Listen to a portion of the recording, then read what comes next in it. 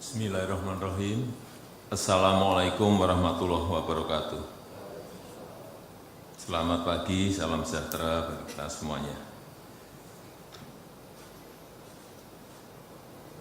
Pertama-tama saya ingin menyampaikan ucapan terima kasih dan juga apresiasi penghargaan yang setinggi-tingginya kepada Bu Gubernur, Pak Wagub, beserta seluruh bupati dan wali kota, serta juga gugus tugas, seluruh jajaran rumah sakit, dokter, perawat, seluruh tokoh masyarakat, seluruh relawan, dan juga yang membantu dengan sekuat tenaga, jajaran TNI dan Polri yang telah bekerja keras, yang telah penuh dengan dedikasi bersama-sama mengendalikan COVID-19 di Provinsi Jawa Timur. Yang pertama saya ingin mengingatkan kepada kita semuanya agar memiliki sebuah perasaan yang sama, bahwa kita ini sedang menghadapi sebuah krisis kesehatan dan juga sekaligus ekonomi. Perasaannya harus sama. Jangan sampai ada yang masih memiliki perasaan kita normal-normal saja. Berbahaya sekali. Dan ini tidak dialami oleh negara kita Indonesia. Tapi 215 negara mengalami hal yang sama. Sekali lagi, saya minta kita memiliki perasaan yang sama bahwa kita sekarang berada pada posisi krisis kesehatan itu dan ditambah dengan ekonomi. Sehingga kita mengajak masyarakat juga sama, agar memiliki perasaan yang sama bahwa kita masih memiliki sebuah masalah, yaitu urusan COVID ini. Jangan sampai ada masyarakat yang memiliki perasaan yang masih normal-normal saja, sehingga kemana-mana tidak pakai masker, lupa cuci tangan sehabis kegiatan, masih berkerumun di dalam kerumunan yang tidak perlu. Ini yang terus harus kita ingatkan. Sebelum masuk ke urusan kesehatan, saya juga ingin mengingatkan yang berkaitan dengan urusan ekonomi. Kemarin saya mendapat informasi bahwa krisis ekonomi global itu betul-betul nyata, ada benar, dan semua merasakan.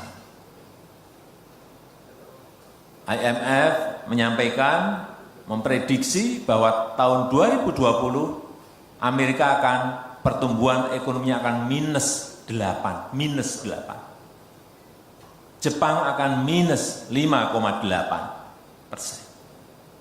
Inggris akan minus 10,2%. Perancis akan minus 12,5%. Italia akan minus 12,8%. Spanyol akan minus 12,8%. Jerman minus 7,5%. Artinya apa? Demand nanti akan terganggu. Kalau demand terganggu, suplainya akan terganggu. Kalau suplainya terganggu, artinya produksi juga akan terganggu. Artinya demand, supply, produksi semuanya rusak dan terganggu. Inilah yang juga harus kita ketahui bersama. Bahwa kita dalam proses mengendalikan COVID, urusan kesehatan, tetapi kita juga memiliki masalah yang lain, yaitu urusan ekonomi. Indonesia 1,5 bulan yang lalu, saya telepon kepada managing direkturnya IMF, Ibu Kristalina, dan dia mengatakan bahwa betul-betul dunia global berada pada posisi krisis ekonomi yang tidak mudah, yang lebih berat dari depresi besar 1930. Oleh sebab itu, dalam mengelola manajemen krisis ini, rem dan gas ini harus betul-betul seimbang. Tidak bisa kita gas di urusan ekonomi, tetapi kesehatannya menjadi terabaikan. Tidak bisa juga kita konsentrasi penuh di urusan kesehatan, tetapi ekonominya menjadi sangat terganggu. Gas dan rem inilah yang selalu saya sampaikan kepada gubernur, bupati, wali kota, ini harus pas betul. Ada balance, ada keseimbangan, sehingga semuanya dapat dikerjakan dalam waktu yang bersamaan. Inilah sulitnya saat ini. Oleh sebab itu, kita masuk ke urusan kesehatan, urusan COVID. Tadi sudah disampaikan oleh Ibu Gubernur, oleh Ketua Gugus Tugas, bahwa angka positif yang terkena COVID di Jawa Timur ini 183. Ini kemarin ya. Ini terbanyak di Indonesia. Hati-hati, ini terbanyak di Indonesia. Tetapi juga yang menumbuhkan optimisme kita, angka kesembuhannya juga berada pada posisi yang lumayan, yaitu 31%. Oleh sebab itu, saya minta dalam waktu 2 minggu ini, pengendaliannya betul-betul kita lakukan bersama-sama dan terintegrasi dari semua unit organisasi yang kita miliki di sini. Baik itu di gugus tugas, baik itu di provinsi, baik itu di kota dan di kabupaten, seterusnya sampai ke rumah sakit, kampung, desa, semuanya ikut bersama-sama melakukan manajemen krisis sehingga betul-betul kita bisa mengatasinya dan menurunkan angka positif tadi.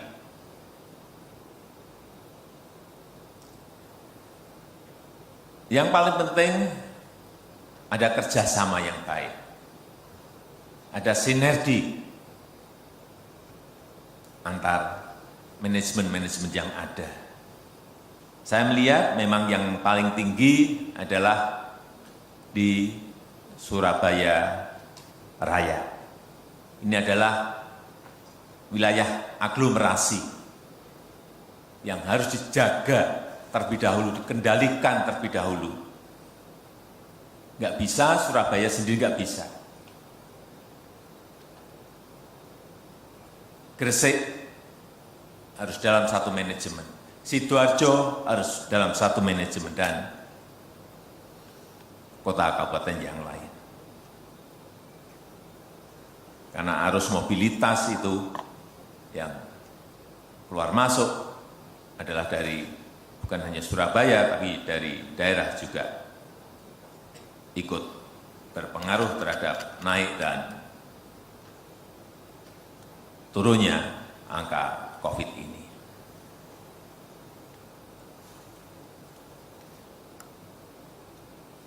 Saya titip agar koordinasi antar manajemen tadi betul-betul dilakukan sehingga hari ini saya tadi sudah meminta kepada Pangko Gapilhan II untuk membantu secara penuh terutama dalam mensinergikan, menangani langsung rumah sakit darurat dan mensinergikan dengan rumah sakit rujukan. Dipilahkan mana yang berat, mana yang ringan, penempatannya di rumah sakit yang mana, sehingga semuanya tidak masuk ke dalam satu titik dan tidak dipisah-pisahkan dan tidak menumpuk pasien itu di satu rumah sakit. Sementara yang lain masih banyak yang kosong. Dan yang kedua juga yang berkaitan dengan ini sudah dilakukan, saya ikuti terus yang berkaitan dengan tes masif, pelacakan yang agresif, mengisolasi, mentreatment secara ketat saya kira sudah dilakukan. Ini agar diteruskan dengan jumlah yang lebih banyak. Kemudian yang ketiga yang berkaitan dengan apabila nantinya ini terkendali dan masuk ke new normal atau masuk ke normal, saya minta juga tahapan-tahapannya diprakondisikan terlebih dahulu. Ada prakondisi untuk menuju ke sana. Jangan tahu-tahu langsung dibuka tanpa sebuah prakondisi yang baik. Kemudian yang kedua juga cari timing yang betul-betul pas betul. Setelah prakondisi timingnya ditentukan. Kabupaten mana dulu, kota mana dulu. Dan yang ketiga, urusan yang berkaitan dengan prioritas sektor. Sektor mana dulu yang harus dibuka, yang menjadi prioritas, bukan langsung semuanya langsung. Kita memang harus melalui tahapan-tahapan. Sehingga tadi saya sampaikan, gas dan remnya ini harus pas betul. Sektor yang memiliki risiko rendah tentu saja didahulukan. Sektor yang memiliki risiko sedang tentu saja di nomor 2-kan, dan sektor yang memiliki risiko tinggi di nomor 3-kan atau nomor 4-kan atau nomor 5-kan.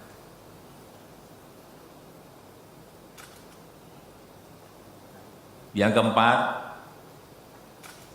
saya minta kita semuanya mengajak tokoh-tokoh, tokoh agama, tokoh masyarakat untuk mensosialisasikan mengenai protokol kesehatan.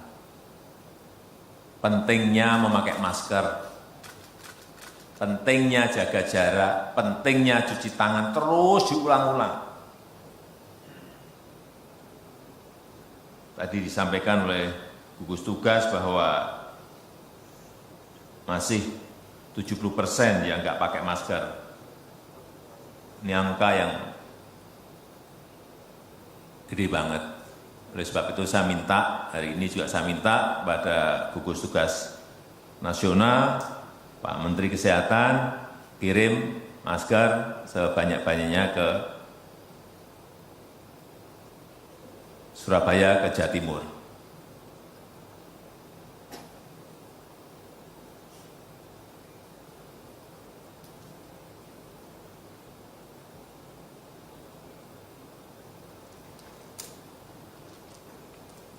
Yang kelima, dalam saya titip ini utamanya kepada gubernur, bupati, dan wali kota, agar setiap membuat kebijakan, agar setiap membuat policy selalu merujuk pada data sains dan juga saran dari saintis. Jangan kita membuat kebijakan, membuat policy tanpa melihat data, tanpa mendengarkan saran dari para pakar. Ini berbahaya. minta masukan dari pakar epidemiologi, minta saran dari pakar-pakar perguruan tinggi. Yang terakhir,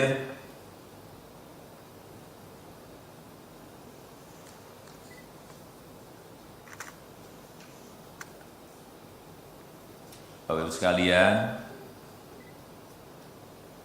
saya juga minta agar disiapkan plan A, plan B, plan C-nya. Agar kita betul-betul terus siaga menghadapi situasi yang tidak terduga.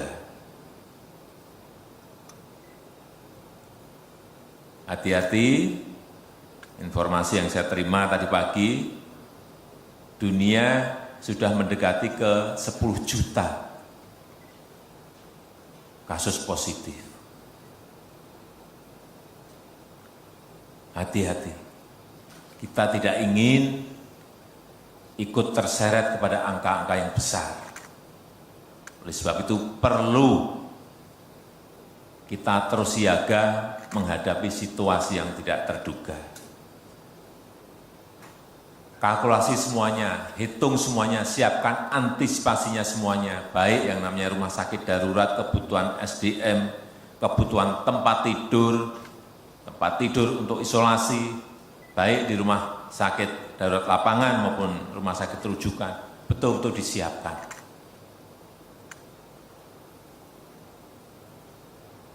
Saya rasa itu yang bisa saya sampaikan pada kesempatan yang baik ini.